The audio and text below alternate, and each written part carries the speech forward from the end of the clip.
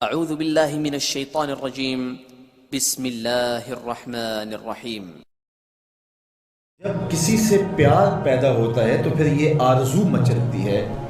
کہ میں اس کے ہونٹوں سے سنوں کہ میں تم سے پیار کرتا ہوں۔ تو بندہ ہو کہ پیار رب سے کرتا ہے تو پھر دل میں آرزو تو مچلتی ہے کہ کانوں میں کوئی نغمے رس بولیں اور کوئی مجھے کہے کہ تم پیار کرتے ہو تو وہ بھی تم سے پیار کرتا ہے، تو زندگی کی ساری تھکن اتر جائے۔ تو کہا کہ یہ سننا چاہتے ہو نا، یہ آرزو ہے نا تمہارے رت جگے، تمہاری راتوں کی تنہائیوں میں سجدے،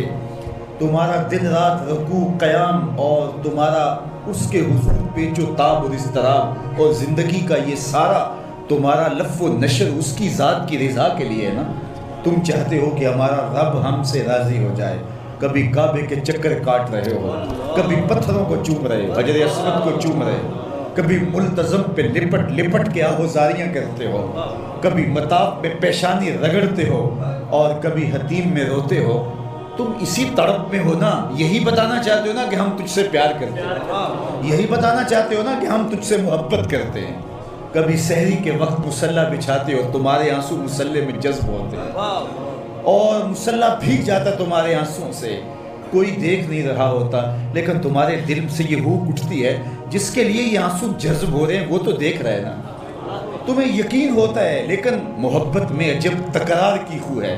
کہو نا کہ مجھے تم سے محبت ہے،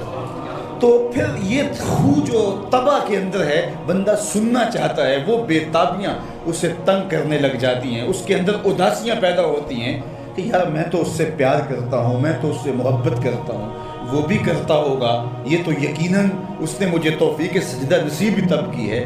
لیکن میں بھی تو سننا چاہتا ہوں کہ وہ مجھ سے پیار کرتا ہے، میرے سجدوں کا مل ڈالا اس نے۔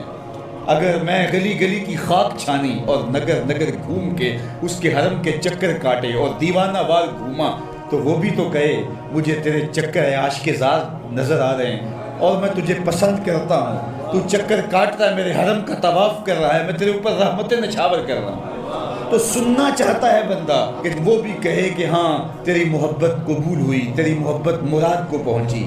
تو آواز آئی تم یہ چاہتے ہو نا کہ وہ بھی تم سے محبت کا اظہار کرے اور اعلان کرے اور اس کی محبت کا تمہیں یقین تو ہے لیکن وہ مزید جو ہے وہ اذعان و یقین کے سانچے میں ڈھل جائے۔ تو کہا کہ یہ اگر تم چاہتے ہو تو تم ایک طریقہ بتاتا ہوں، تم محبت کا جواب چاہتے ہو، تم ان سجدوں کا جواب چاہتے ہو، تم طواف اور ان چکروں کا جواب چاہتے ہو، تو تمہیں بتاتا ہوں میرے رسول کی چوکھٹ پہ آؤ اور ان کی اتباع کرو، ان کی اتباع کرو۔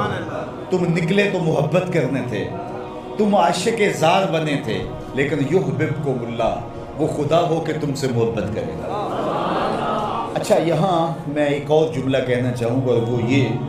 کہ یہاں ذکر کیا گیا حضور کی اتباع کا، تو اتباع سے قبل بھی محبت، اتباع کے بعد بھی محبت۔ قل ان کنتم تحبون اللہ فاتبعونی یحببکم اللہ، یعنی اتباع سے پہلے بھی محبت، اتباع کے بعد بھی محبت۔ تو کوئی اتباع لالچ میں بھی ہوتی ہے، کسی غرض میں بھی ہوتی ہے کہ میں اس کی بات مانوں تو مجھے یہ ملے گا، لیکن کہا کہ تم نے میرے رسول کی اتباع ایسی کرنی جس کے آگے بھی محبت ہو، جس کے پیچھے بھی محبت۔ جب تم محبت کے دائرے میں رہ کے اتباع اور فرما برداری اور انقیاد اور اطاعت کے زمرے میں آ جاؤ گے تو پھر تم